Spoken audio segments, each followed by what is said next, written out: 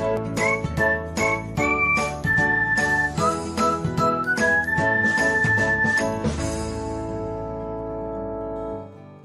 everyone, welcome back to another episode of Technologyglance.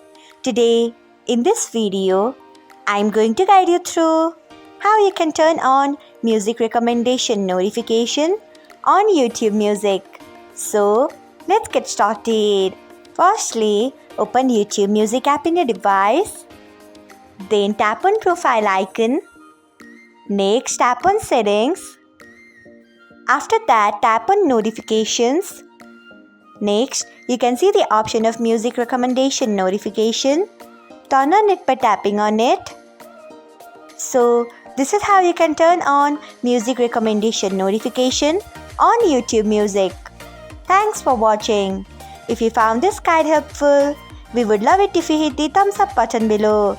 We upload great new tech tutorials like this one every day. So, do not forget to subscribe to our channel and hit the bell icon so that you'll never miss another update.